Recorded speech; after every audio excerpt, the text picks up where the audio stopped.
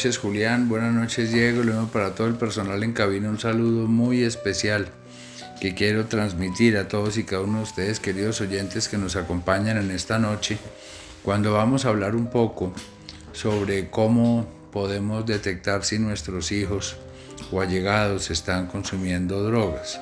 Este es un tema muy importante, varios oyentes nos han llamado solicitando esa información.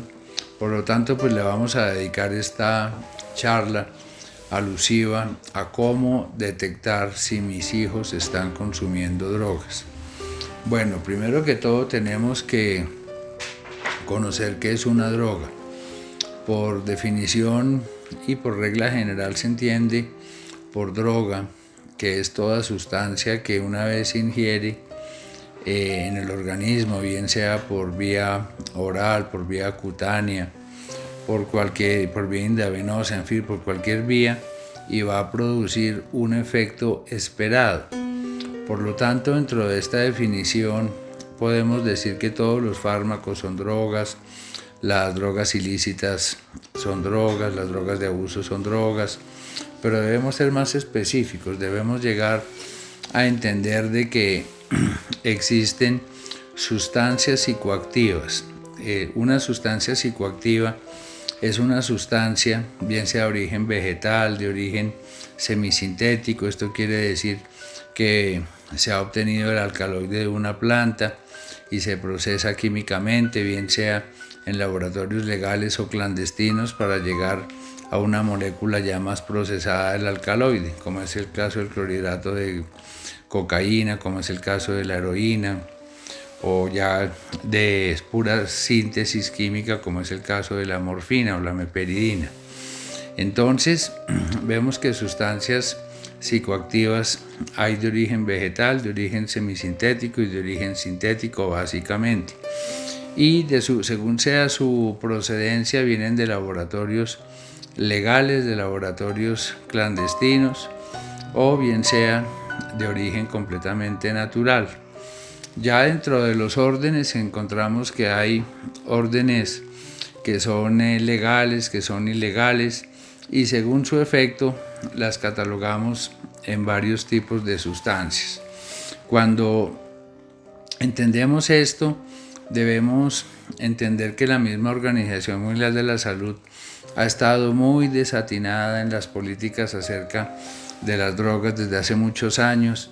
Al principio, en la época de los 70, de los 80 del siglo pasado, hubo un médico forense llamado Niels Bejerot, que fue el asesor de la Organización Mundial de la Salud, y él confundía al consumidor de drogas con un delincuente. Nosotros, por la experiencia que tenemos, que nos hemos caracterizado por brindar tratamientos a personas casi todas profesionales, estudiantes, es una prueba más de que esto no es un problema de delincuencia, esto no es un problema de delito. Incluso la Organización Mundial de la Salud las tiene sectorizadas dentro de su sector de la Organización de Lucha contra el Delito. Esto es algo muy diferente, estamos hablando de una enfermedad adictiva que es producida básicamente por las drogas. Entonces, para conocer si nuestros hijos conocen drogas debemos tener alguna cultura, porque ellas también vienen en muchas presentaciones.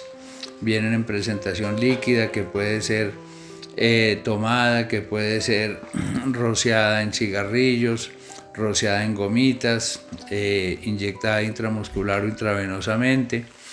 Las vemos también de origen vegetal, como es el caso de la marihuana.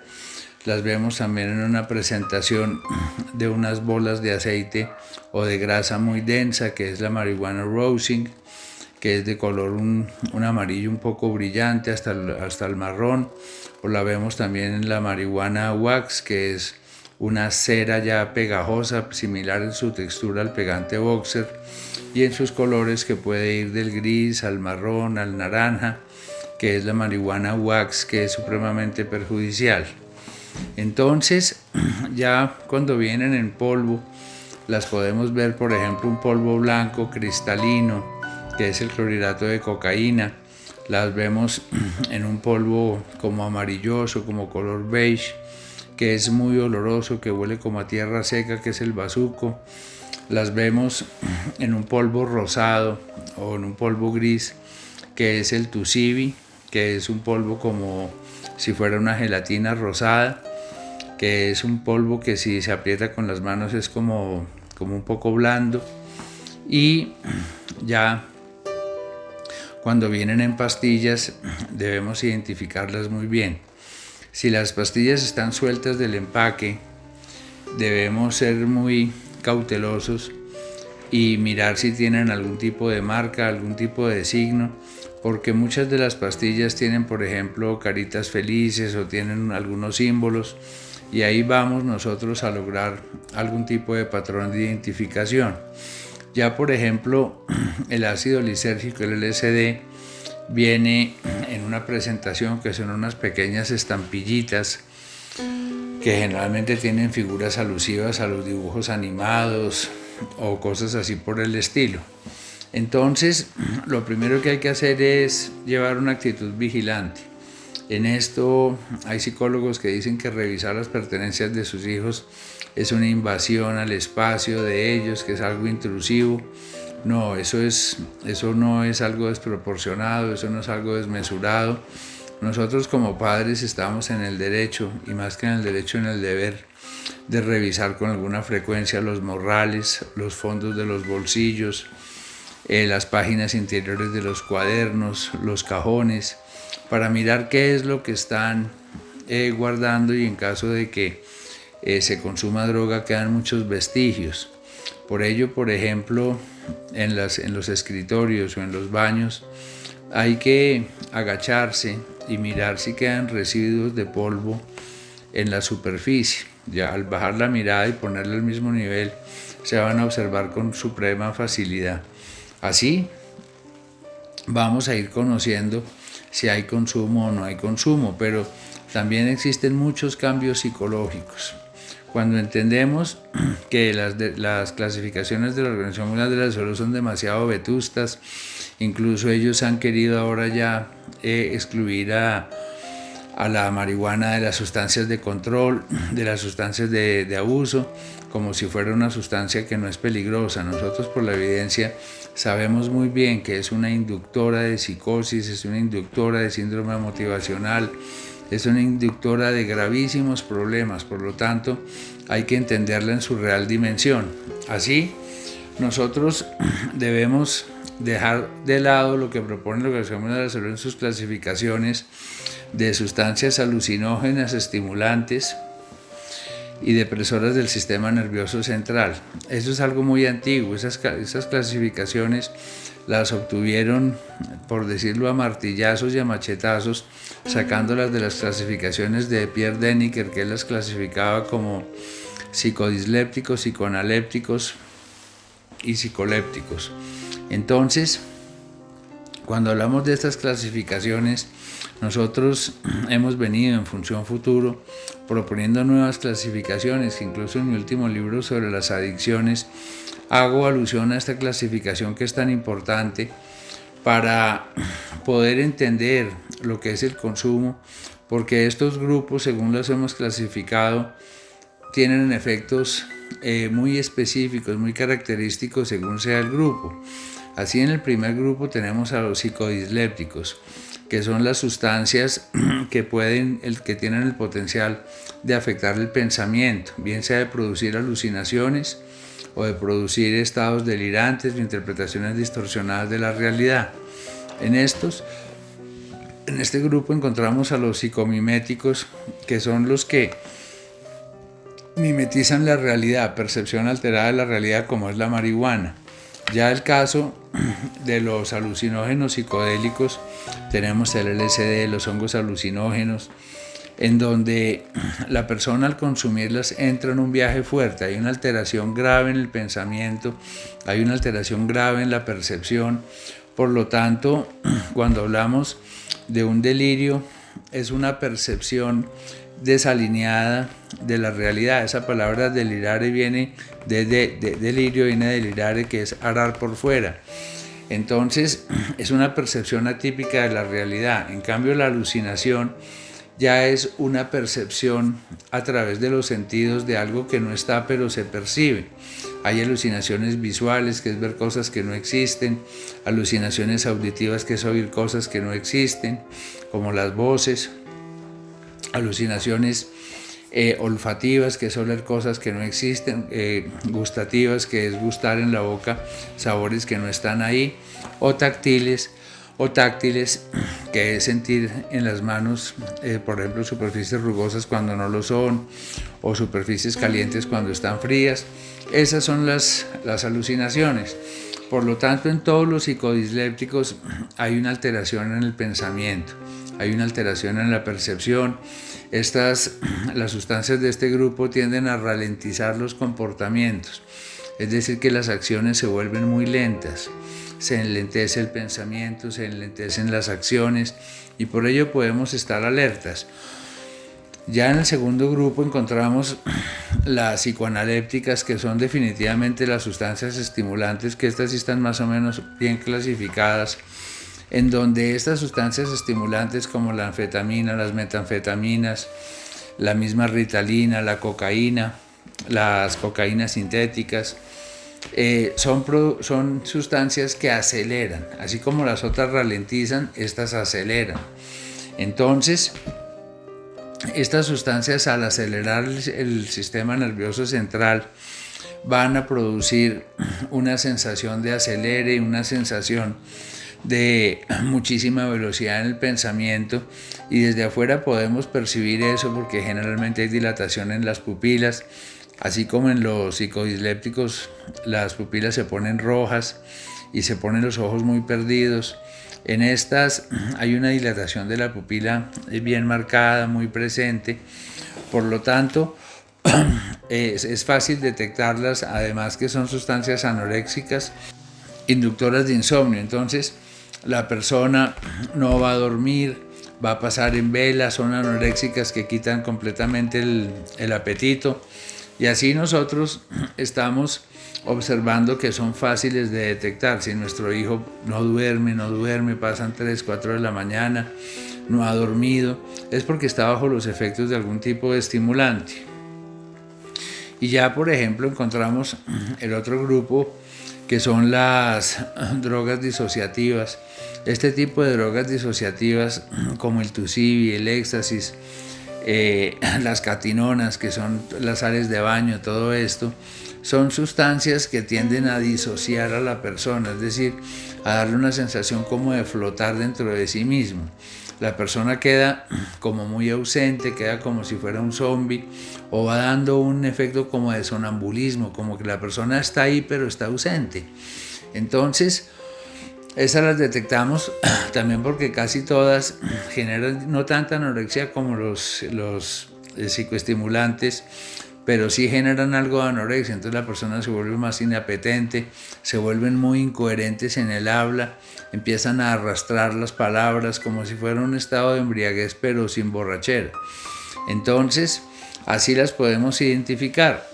Ya en el otro grupo encontramos a las psicoortolépticas, psico de psique, de la propia psicología de la persona, orto correcto, léptico, que significa como arrebatar, capturar. Este término ortoléptico básicamente lo hemos acuñado para hacer referencia a las que son sustancias que tienen aplicaciones medicinales porque generan corrección dentro de la psique, por ejemplo los ansiolíticos, que son tan importantes, y de este grupo se desprende una categoría que es absolutamente indispensable entenderla, que son los narcolépticos o los opioides narcóticos.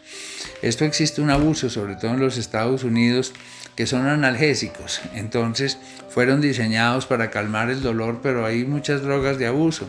Los venden en droguería aquí en Colombia sin fórmula médica, y estas da la particularidad que las personas se vuelven muy lentas y no tienen la facultad de hablar bien, como que hablan arrastrados, como con la lengua pegada al paladar, y allí encontramos que es fácil detectarlos, más cuando hay muchísimo abuso, la circulación sanguínea baja un poco, entonces son personas que empiezan a volverse muy pálidas, con ojeras, y así vamos detectando.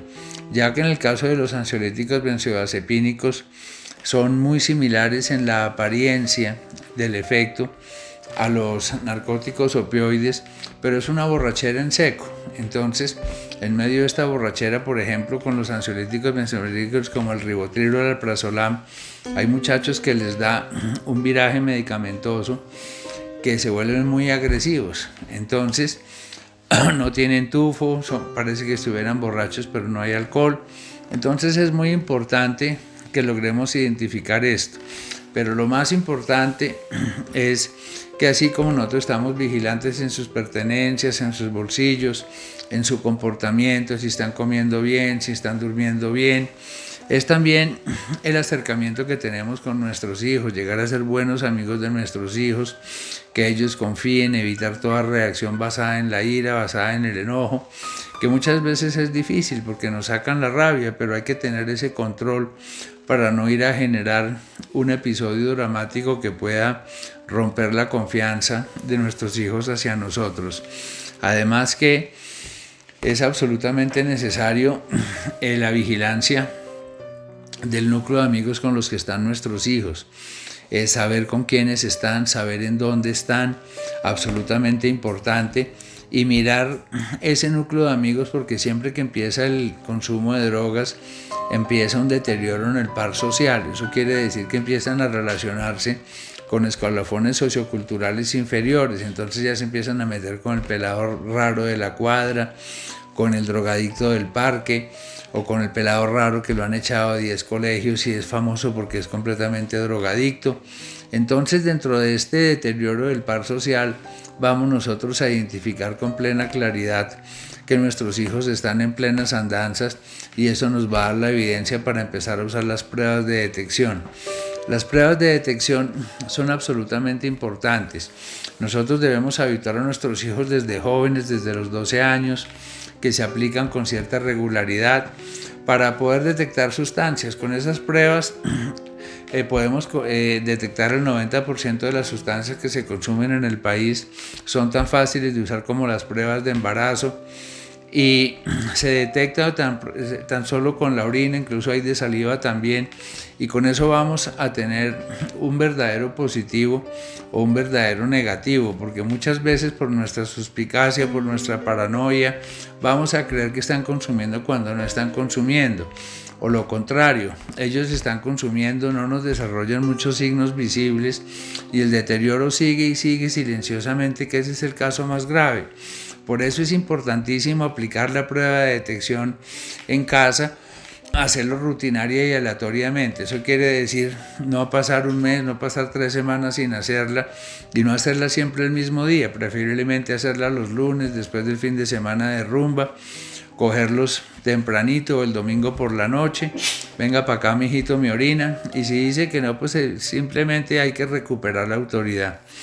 Cuando la autoridad se pierde, empiezan los problemas, empiezan estos muchachos como potros briosos desbocados, es porque hemos perdido la autoridad. La autoridad hay que conservarla, la amistad con los hijos hay que tenerla, pero cuando el papá es la figura de autoridad, lo mismo que la madre, y es la que pone las normas del hogar, porque muchas veces ellos quieren independencia, pero con dependencia económica, y eso es algo que no existe, resulta ser completamente nocivo. Si hay dependencia económica, realmente nosotros podemos ingerir en la vida de ellos con decisiones como si se aplica una prueba o no se aplica una prueba de detección, y con consecuencias. Si nos llega a dar positivo, se le dice: le quito salidas, le quito celular, lo dejo encerrado sin salidas 30 días, y ya si es una segunda vez que nos da positivo, se le dice: bueno, ya va para desintoxicación, se hace una desintoxicación rápida, y si después de eso nos vuelve a reincidir, ya toca tratamiento. Entonces se llama una política disuasiva en la casa. No se trata únicamente de tener la prueba, porque si la prueba nos da positivo y no tenemos acciones de respaldo, la prueba se va a convertir en algo completamente nocivo. Entonces es muy importante que nosotros no perdamos la autoridad como padres, en caso de que la hayamos perdido, hay que ir restaurando esa autoridad, porque los hijos necesitan la autoridad. Ellos en el fondo se sienten protegidos cuando hay una casa con autoridad, se sienten gobernados, se sienten seguros, se sienten tranquilos porque hay una autoridad, hay una disciplina, hay un gobierno dentro de la casa.